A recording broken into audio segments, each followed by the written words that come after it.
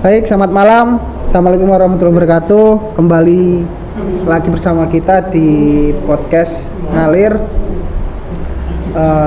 Malam hari ini kita kedatangan tamu yang cukup spesial, teman-teman. Selamat malam, Pak Fauzi. Selamat malam, Mas Resi. Iya, terima kasih Pak Fauzi sudah hadir dan berkenan menemani kita berbincang-bincang.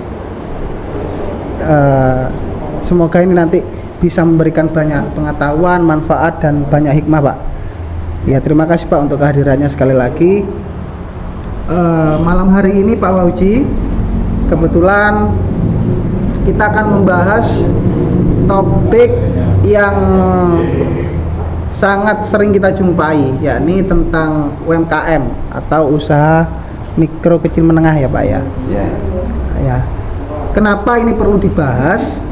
Karena perlu kita ketahui Pak bahwa UMKM ini memang perannya begitu besar sebetulnya terhadap bangsa dan negara kita. Kalau kita melihat dulu di tahun 98 ada kejadian krismon atau krisis moneter, itu juga saya kira UMKM adalah penyumbang tertinggi kenaikan untuk bisa mencegah terjadinya inflasi itu Pak. Dan hari ini maka kita akan sedikit membahas mungkin Pak tentang dan terkait tentang UMKM ini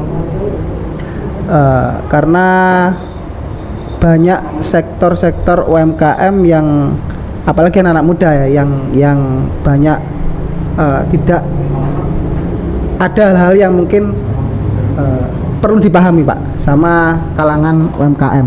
Baik, terima kasih Pak Fauzi. Sebelumnya Pak Fauzi ini adalah juga salah satu pelaku usaha Pak ya, betul ya Pak ya? Ya, insya Allah. Kalau boleh tahu Pak Fauzi ini bergerak di bidang kewirausahaan sejak kapan Pak? Terima kasih Mas Resi. Iya. Saya kebetulan adalah pelaku usaha UMKM. Nah, pelaku usaha UMKM itu akan ada kriterianya. Ada kriteria. UMKM itu kan usaha mikro, kecil, menengah. Nah, saya ada di posisi mana sekarang? Nah, ini yang perlu kita bahas. Posisinya di mana Pak? Kalau sekarang? Saya kadang-kadang agak bingung juga untuk menentukan posisi saya ini. Sebab kalau dikatakan mikro itu kan harus omsetnya di bawah 50 juta per tahun. Kalau mikro itu di bawah 50 juta per tahun. 50. Itu diklasifikasikan oleh pemerintah. Menurut undang-undang tahun berapa kemarin. Kalau di atas 50 juta di bawah itu aset, maaf. aset ya Pak? Aset 50 juta kemudian omsetnya 300 juta per tahun, ini usaha mikro. Iya. Kalau yang 300 ke atas di bawah 2M, 2,5M itu usaha kecil. Usaha kecil. Ya, termasuk usaha kecil. Kalau yang menengah itu di atas 2M setengah sampai 50M. Perbedaannya ya di itu ya Pak ya? Ya, itu diklasifikasikan oleh pemerintah. Nah, saya ada di mana? Karena mohon maaf, saya ini pelaku usaha yang saya ini tergantung pada musim. Saya kan dagangan saya ini toko sepatu, sandal, tas yang juga bergantung kepada musim. Ketika ada musim sekolah ya, baru liburan musim sekolah baru kita ada ada penjualan omset yang cukup naik ya Pak? Ya naik. Kalau hari-hari biasa seperti hari-hari biasa ya kita biasa-biasa aja ya cukup lah. Cuma kalau hanya untuk nabung, untuk gaji karyawan, untuk kebutuhan sehari-hari dan sebagainya itu kita. Tapi kalau ketika ada musim yang seperti itu baru kita ada sisa untuk nabung dan sebagainya. Jadi saya ada di posisi mana? Kadang-kadang omset saya nggak menyampai seperti berapa itu yang 2M setengah. Yang 2M ya. Nah, tapi kadang-kadang bisa nyampe juga karena di atas 300, di bawah 2M setengah, 300 juta mas. Ya naik turun ya Pak ya? Ya naik turun tergantung situasi dan kondisi. Ya, tergantung momen berarti Pak. Ya, ya betul. Iya Pak. Terus ini Pak, apa namanya? Saya juga pernah sedikit tahu soal tentang Pak Fauji yang di kampung apa? Tinggal di Kampung Sumberan ya Pak ya? Ya. Sumberan itu kan dulu pernah ada apa namanya Pak? Yang tiap hari Sabtu tuh seperti UMKM kecil iya. itu salah satunya kan Pak Fauji tiap ya yang menggagas. Jadi gini, itu gimana Pak? ceritanya gini, saya ini kan mohon maaf saya ketua RW. Oh ketua RW. Selain saya pelaku usaha kecil, saya juga ketua RW yang saya punya akses ke desa sehingga saya bisa mengajukan bantuan. Kemudian di situ di kampung saya mencoba memberi sesuatu kepada masyarakat saya, mengajak untuk mendirikan pasar UMKM waktu itu. Dan sempat kita disupport sama desa, tiap hari Sabtu waktu itu kita ada di YouTube-nya juga. Iya. Kita memberdayakan masyarakat Kampung Sumberan yang mana pada sampai saat hari ini masih banyak pelaku UMKM. Jadi banyak yang ini, warga saya itu banyak yang memproduksi kue basah. Kue basah. Iya. Oh ya. Yang itu hampir ya kalau dihitung-hitung itu hampir 20 sampai 25 orang hari ini. Jadi kalau sampai butuh pesen kue basah, Iya. itu ke kampung saya. Oh. Ke kampung saya mau kue apa saja ke kampung saya. Kalau hari ini dikatakan aktif sekitar 20 orang aktif. Aktif artinya apa? Tiap pagi memproduksi kemudian dititip-titipkan ke pedagang-pedagang eceran. Iya, iya. Itu ada. Terus ada yang dijual sendiri ke pasar juga ada. Nah, makanya pada waktu itu saya mencoba untuk memberdayakan mereka, mengajak mereka aktif mendirikan pasar UMKM waktu itu. Dan alhamdulillah waktu itu jalan. Waktu itu kita sesudah Covid. Sesudah Covid Pak ya? Sesudah. Oke. Kalau Pak Fauji sendiri Pak bergerak di bidang kewirausahaan itu sejak kecil atau sejak sekolah mungkin atau sejak kapan Pak? Ya.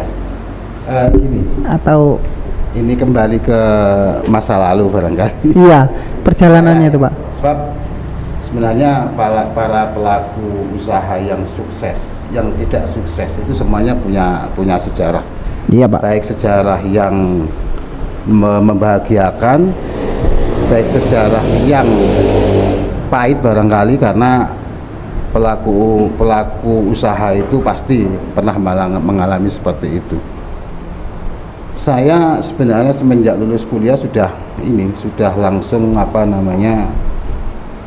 saya waktu itu sudah terjun ke dunia perdagangan, kewirausahaan. Jadi lepas kuliah saya langsung jadi apa waktu itu ya saya lupa, tahun 1994 saya sudah menjadi sales waktu itu di Bali. Tahun 2004 tahun 2005 saya menikah, kemudian juga masih jadi sales, dan saya kemudian sales yang artinya gini, jatuh bangun itu saya pernah mengalami yang seperti itu, dan sampai hari ini ternyata saya juga masih menjadi seorang pedagang. Iya. Kenapa Pak kok memilih jalan pedagang? Kok nggak jadi politikus mungkin, atau nggak jadi dokter, jadi ustadz? Kenapa Pak? Jadi gini, karena kalau saya ditanya kenapa tidak jadi dokter, iya. memang saya tidak punya ijazah dokteran. Iya. Kalau saya tidak jadi ustadz karena memang saya tidak punya ijazah ustadz. Lah kebetulan pedagang ini tidak membutuhkan ijazah. Yang relevan seperti itu Pak ya. Saya itu sebenarnya artinya siapapun bisa jadi pedagang. Makanya saya agak tidak setuju ketika ada pertanyaan bahwa Pak atau Mas sebenarnya sampean ini harusnya jualan ini. Waduh maaf, saya ini bukan hobi, bakat saya bukan pedagang, bakat saya bukan enggak. Oh enggak ya? Enggak, karena ketika kita sudah terjun, kemudian kita ada di lingkungan yang seperti itu, semuanya lingkungannya para pedagang, pasti naluri kita berdagang pasti ada. Iya. Pasti. Betul. Apapun itu Pak ya. Betul, Terus setelah lama kita berusaha jatuh bangun, akhirnya lah seperti kalau saya ceritakan panjang sebenarnya. Saya ini awal pertama saya kasih tahu dulu ya, bahwa saya ini sekarang ini berdagang sepatu, sandal, tas dan semacam itu, macam-macam gitu. Sebelum itu ada sejarahnya. Saya sebenarnya pernah ngurusir sepatu jadi salah satu. Oh, sales sepatu sandal ya memang Pak ya. Saya pernah jadi grosir itu. Grosir yang barangnya saya dapatkan dari Mojokerto, Surabaya juga. Kemudian saya grosir di pasar-pasar dan di toko-toko pernah. Kemudian saya jatuh waktu itu. Setelah saya ketika jadi sales sepatu sandal itu saya 3 tahun. Hampir 4 tahun kemudian saya jatuh, saya membangun sebuah usaha lagi. Saya membangun waktu itu kecil-kecilan lah, namanya pelaku usaha ya, pedagang. Jadi saya masih tetap berusaha waktu itu.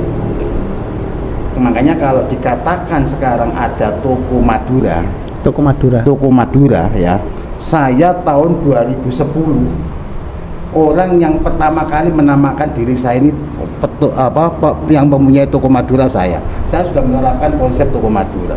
Buka 24 jam. 24 jam, bukan 24 jam. Artinya gini, setelah jam 4 sholat subuh itu saya sudah buka.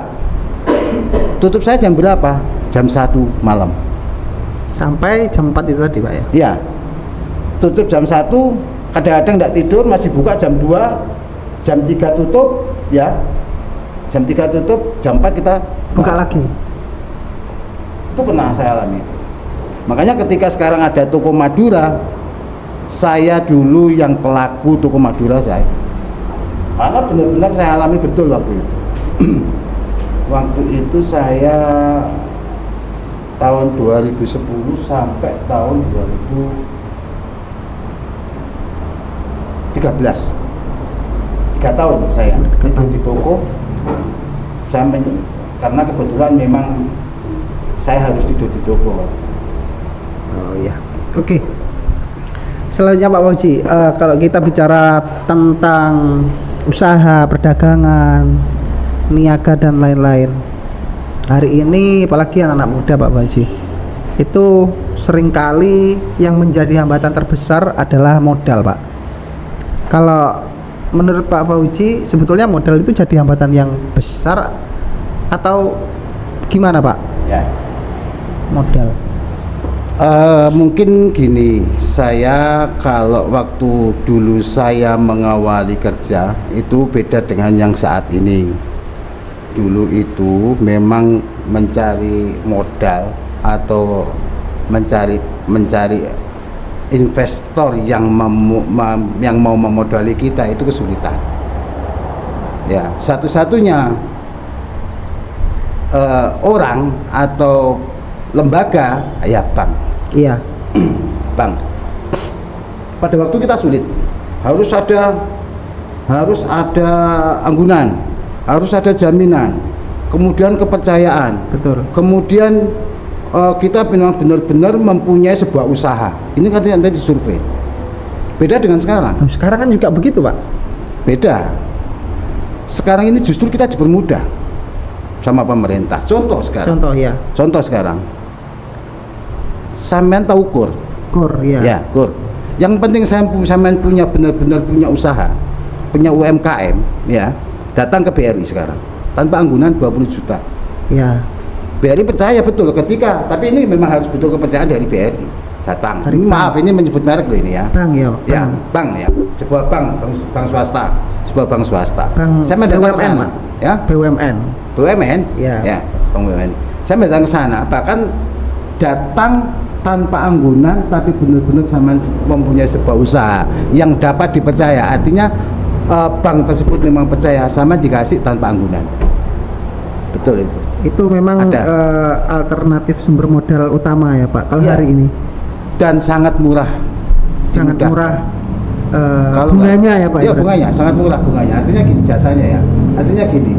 Kalau yang reguler kita bisa per bulannya bisa 1,5 minimal, bisa 2 sampai 2,5%. Ini per tahun hanya 6% atau 5%. Jadi per bulannya 0, berapa? Iya, itu Ini Pak. kur. Kalau pinjaman yang lain Pak, mungkin pinjaman online, terus Wah. atau bentuk investor atau apa konsorsium lah mungkin ya, kayak investor nanti saya modal sekian, nanti pengembaliannya sekian persen, itu lebih efektif atau tidak Pak? Atau mungkin utang dari teman mungkin Pak? Ya. Efektif yang mana Pak dari semua itu Pak kira-kira? Saya tak cerita tentang saya ya. Iya. Saya nggak berani ini baik ini tidak karena saya belum Iya, tidak ada lebih di efektif. posisi itu ya. Jadi gini, saya itu tidak pernah, saya itu kan pelaku pedagang. Saya itu tidak pernah pinjam atau kasbon atau kulaan itu dengan modal ngutang. Utang, Enggak. baik di bank ataupun Enggak, saya ini termasuk mitra bank. Ya. Saya ini semua modal saya awal itu semua dari bank. Saya jadi tidak pernah ke bos saya ngutang dulu ya. Enggak. kasbon ya Pak? Kasbon, enggak. Ke bos saya, bos, saya kulaan nanti saya ngutang dulu bayarnya bulan depan, enggak pernah saya. Karena apa? Karena saya ini sebagai mitra dan tidak mau disetir, sehingga saya lebih baik saya kredit di bank. Karena Mandiri apa? lah, Pak. Ya, mandiri. Karena apa? Karena saya kepingin ketika saya datang ke bos saya bawa uang, kemudian saya kulaan, saya ambil barang sesuai dengan kemauan saya. Lah, ini enaknya, ya kan? Terus lupa yang tadi saya tanyakan apa itu? Soal ini Pak, Investor, ya. Makanya bagi saya ini saya cerita saya senangnya investor itu ya pembiayaan dari bank. resmi artinya Pak ya? Ya. Resmi. Oh iya, artinya. bank resmi. Ya. Makanya saya senangnya dari bank, bukan dari teman atau ngutang dari teman atau dapat pinjaman dari online. Karena kita tahu bahwa online itu kadang-kadang justru malah membebani kita. Contoh ketika kita terjun di masyarakat, bahwa banyak pelaku pengusaha usaha mikro, warung, toko kelontong, bahkan penjual minuman yang terjerat ulah para rentenir, Iya. pembiayaan seperti Iya. itu ini. Yang sebenarnya itu UMKM yang sangat membantu pemerintah untuk menaikkan Penghasilan negara. penghasilan negara, justru mereka terjerat utang dari Benar. oknum pembiayaan yang seperti itu. Kasihan sebenarnya. Ini contoh yang banyak. Makanya ya terus terang pelaku usaha mikro ini kan manajerialnya kan sangat minim sekali. Ya, sehingga tidak bisa mengolah keuangan ketika mereka sudah mendapatkan cairan dana dari pemodal, tapi mereka salah menggunakan mungkin ya Pak? ya salah menggunakan. Ini Manajerialnya. tidak bisa disiplin, manajerialnya kurang, dan pendampingannya juga kurang dari pemodal itu tadi. Iya. Makanya ini yang justru nanti menjerat para pelaku usaha mikro. Ya, yang Ini dari online apa? Banyak loh, Pak. Iya, Banyak itu. Yang katanya Bang Detail, Ya, kemudian soalnya hampir saya tiap hari tuh ngecek BI checking. iya, betul itu. Dan Iya, itu iya. banyak loh, maksudnya pelaku-pelaku usaha yang mohon maaf kredit angsurannya macet itu banyak sekali Pak. Bahkan anak-anak, jangankan orang tua yang bisa memiliki usaha yang sudah besar, bahkan anak-anak muda kita, mohon maaf yang belum nikah aja itu sudah banyak yang terjerat pinjaman Pinjaman online itu online. Pak. Karena apa Pak? Orang tua itu juga nggak ngerti kalau megang HP kan sudah pakai KTP sudah cair Oh. sekarang Pak. gitu. Kan seperti itu Pak. Jadi dan itu efek sampingnya juga luar biasa. Efek sampingnya adalah bukan hanya dia susah nanti untuk melakukan pencairan, tapi juga nanti ketika dia lulus sekolah atau kuliah mencari pekerjaan itu sekarang kan juga kadang dicek riwayat Iya. hutang atau kredit. Oh iya. Di checking, Nah, Pak. bahkan kalau mau hutang mengajukan kredit di bank yang agak besar ke bank pemerintah, Kesusahan. ini kita pasti kita ke blacklist. Riwayatnya itu gitu. Ini kan sudah terekam. Ya, makanya gini ya.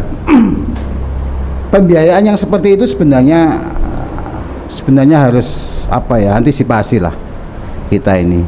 Saya itu sangat prihatin sekali sebenarnya ada yang seperti itu. Saya banyak melihat di masyarakat ada sebuah warung yang omsetnya per hari hanya sekitar 50.000 ya. Katakan Per hari Pak. ya, sekitar 50.000 per hari. Tapi yang datang tiap hari ya, yang bank yang namanya bank titul itu bank ya, itu sampai ada 4 atau 5 tiap hari.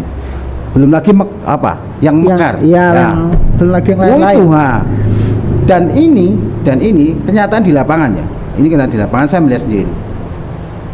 Belum waktunya lunas, kurang dua pelunasan sudah diiming-imingi lagi. Iya, sudah Ayolah, Bu. ditawari lagi. Iya, sudah tawari lagi. Ayo ngambil lagi. Seperti memaksa, ayolah Bu, ambil Bu. Sehingga seperti itu. Tergiur. Makanya ketika kita mendapatkan cairan dana, mestinya kita harusnya benar-benar meminit